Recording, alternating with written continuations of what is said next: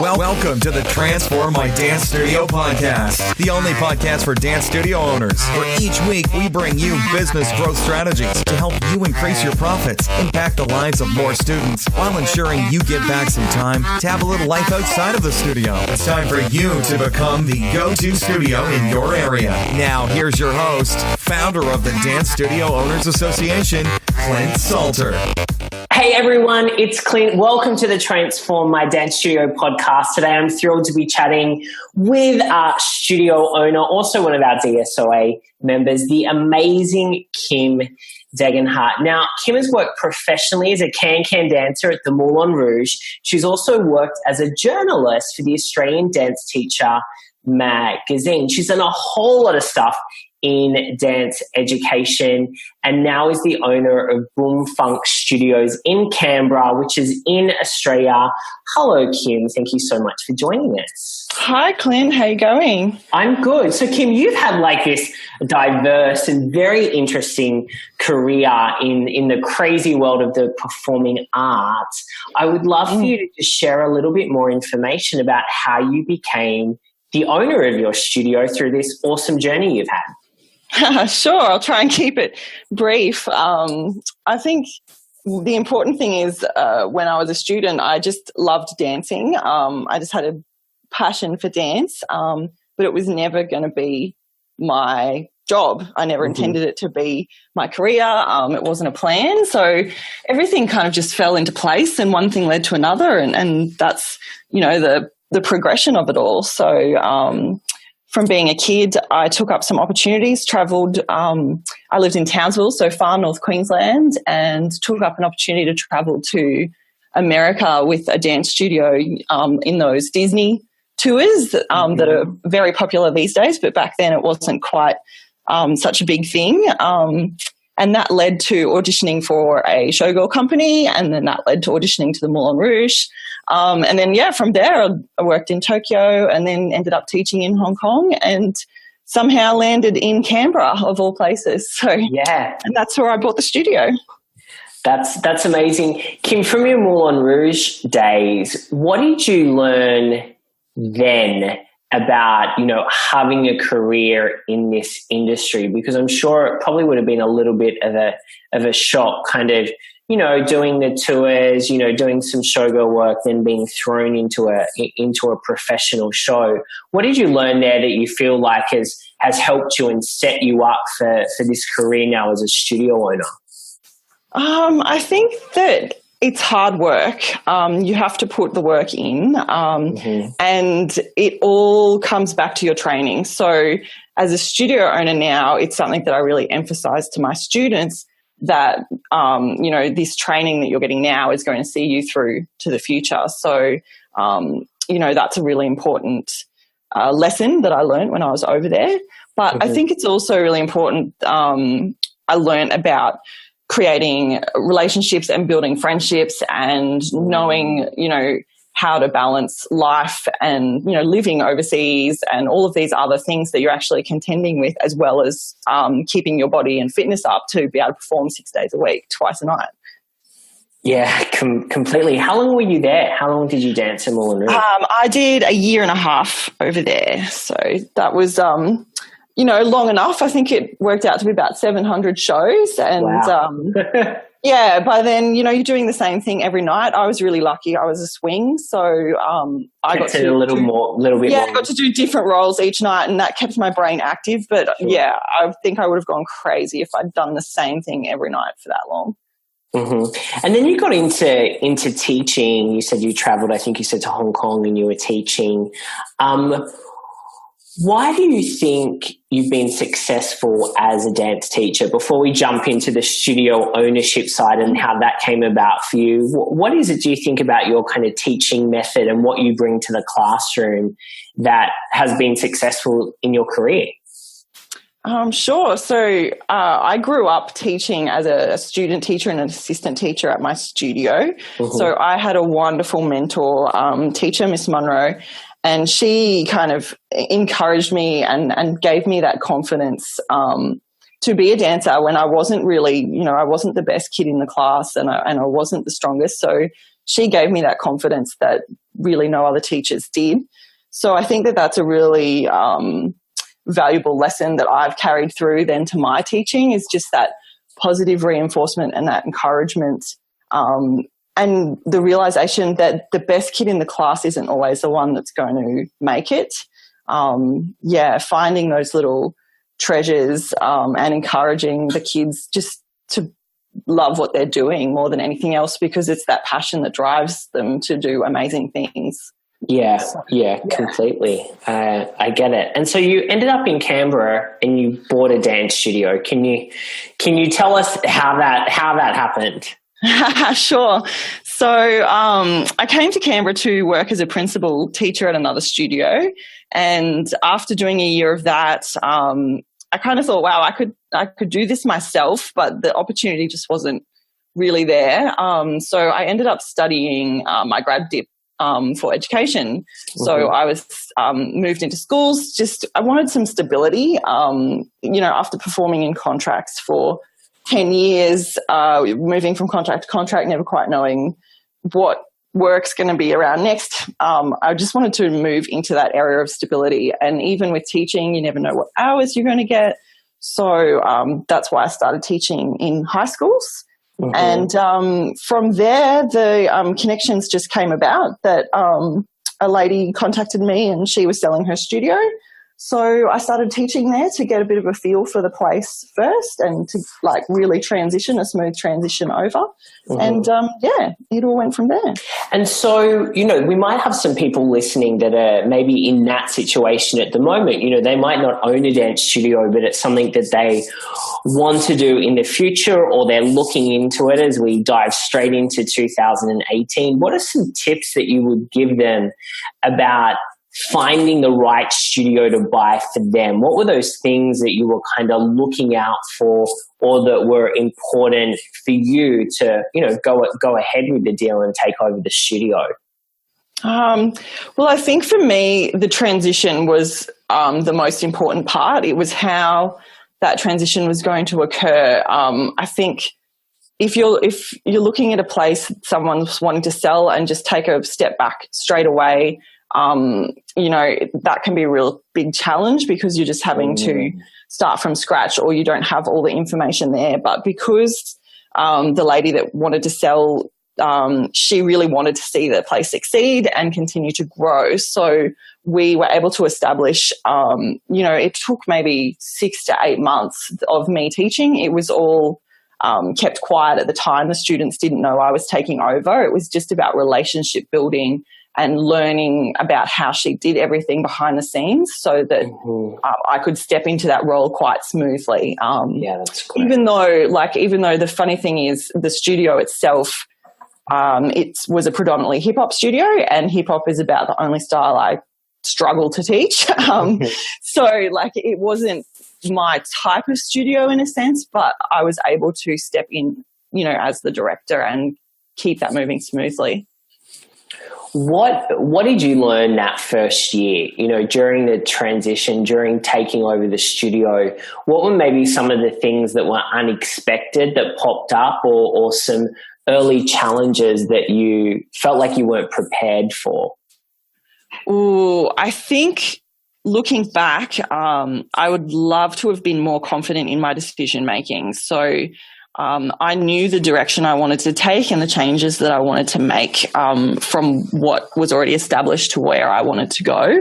But in that first year, I think I wasn't confident enough to make some of those changes straight away. So it took longer.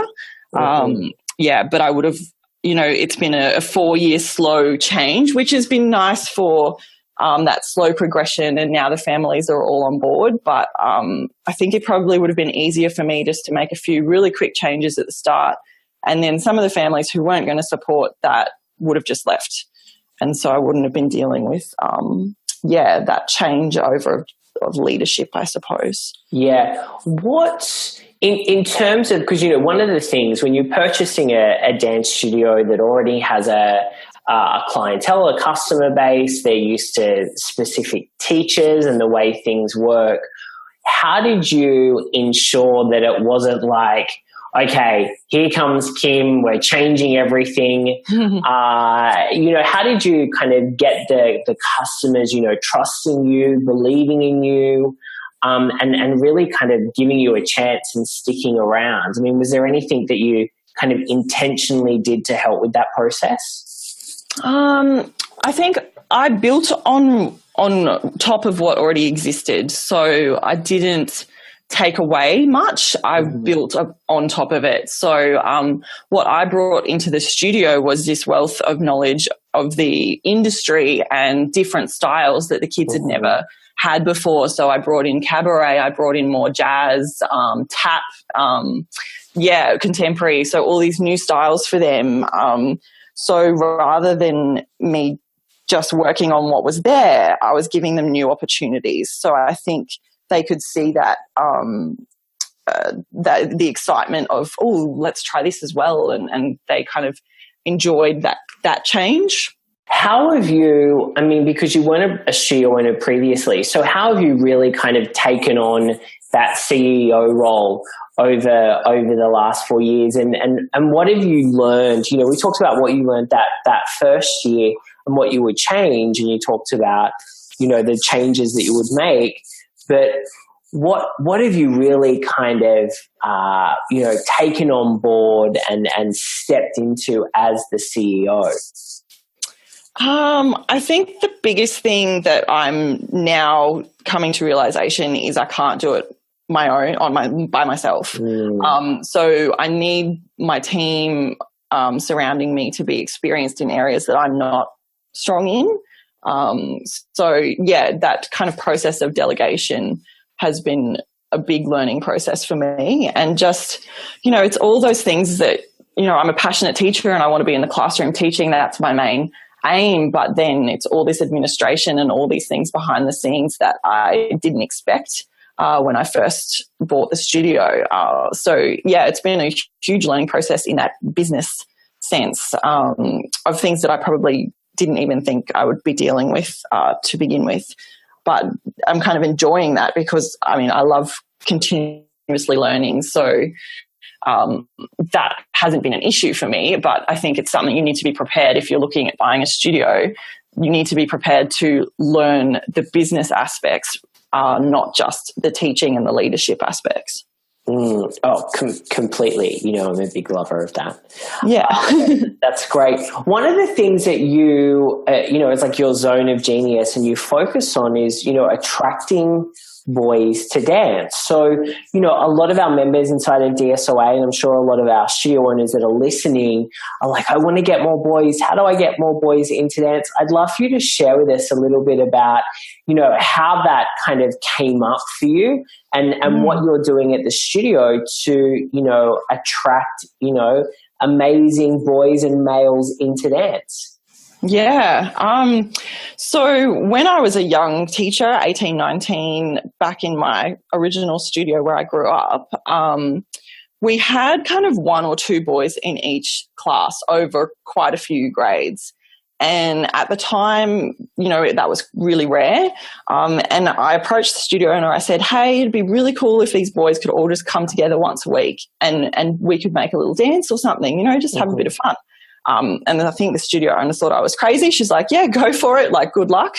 So I did. I joined all these boys together and the age range was huge. It was something like 8 to 20 years old in this class. But they just loved it. We had a ball. We created routines, performance opportunities, and it just really kind of snowballed from there, this idea. Down the track, it's just always something I've put together in place because I've just seen such a positive effect with these all boys groups working together and, providing role models for the younger generations. So that's kind of where that stemmed from originally. So in terms of attracting boys, I think it's really important that your studio values and that your image supports, a masculine approach. So, your studio colors, your entry, is it covered in tutus and pink or, is it a little bit more generic, or does it invite, do they feel invited into the space? Mm-hmm. So that's like a really important first impression step for studio owners to think about. Yeah. But in terms of getting them there to start with, the most successful way to do that I have found is to get into the schools. So into the primary schools, especially that kind of grade 4, 5 age group, 4, 5, 6, get into those schools, because that's when it's still really like a cool little thing. Give them a little hip hop class, give them a performance opportunity, whatever you can, and get them hooked to dancing first, so that then they'll want to come over and keep training and keep doing it all with you at the studio. So yeah, definitely getting into your primary schools is such a good way to start. Yeah, that's awesome. And in terms of the curriculum that you're teaching boys, I mean, what have you found, that's working really well? Are they loving hip hop? Are you getting them into jazz? Are you creating a curriculum, or is it more like open classes? What ages are you finding that you're getting the most of? I'd love some kind of insight into that side of things. Yeah, sure. So for me, I work particularly through my high school where I teach, and now primary school. I work with a lot of underprivileged boys or low socioeconomic areas. So these kids they're not academic kids. Dance is a real outlet for them, a way to express themselves and, get rid of all that energy that they've got. So when I'm getting them in schools, a lot of the curriculum that we base it in is short, snappy little movements or combinations leading towards a routine, so that it's always changing up. I think it's really important, particularly for this type of boy and their learning style. They're so active, so you've always got to be changing it up. You've got to be prepared for anything, and be really flexible in terms of, if they come up with something, like, be prepared to go with it and see where that takes you, because that's really exciting as well. So a lot of the it's really open work stuff that we use, but it's based in the hip hop area. So I've found that hip hop breakdance area is the hook. You get them involved in that, and then, they do that for a year or two, and then they kind of realize, hey, there's all these other areas to dance that I could try. And then that's when they start trying, musical theatre or jazz, and even some of them are like, oh, I can see the ballet's this foundation. What is this foundation of dance everyone's talking about? And then they start to, tap into those other areas, which is really exciting. So yeah, definitely hip hop is the hook for us to get them started. Yeah, awesome. I love that, and that's super helpful for anyone out there that's wanting to attract more boys. You just gave some really great tips. Kim, to wrap up, I would love for you to share with our studio owners, we're in 2018 now. Everyone wants to level up and really become what we call, the go-to dance studio as we head into this year. What are your tips for achieving success as a studio owner? Maybe give us like 2 or 3.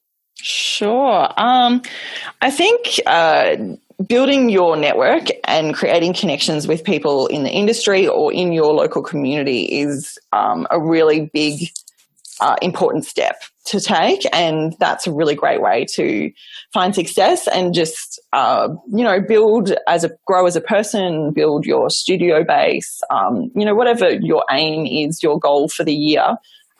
Just making those connections and networking with people. It's amazing who's out there and who's willing to connect with you and create opportunities together. So I think that's a really important one to keep in mind for this year. And I think just keep learning. Like, don't be afraid to learn something new. Keep up with technology. Keep up with new styles or courses, or just whatever keeps you inspired and fresh. Just keep learning. Yeah, it's great to have that learner's mindset. Very, very important, because everything's moving so quickly. Yeah. So it's important that that you're reading, that you're going to events, that you're part of something like that, like DSOA, or any of the things that help to expand your mind, keep you innovative and moving forward. Definitely. Total keys. Kim, thank you so much for spending some time with us today. Where can our studio owners go to find out more about you and your studio? Sure. They can visit our website, which is www.bombfunk.com.au. And we have Facebook, YouTube, all the social media stuff going on in there. That's probably the best place to connect with me. Yeah, fantastic. Well, Kim, thank you so much for your time today. Great to chat with you. Look forward to seeing you inside of DSOA, and thanks for sharing. Very welcome. Thanks for having me, Clint.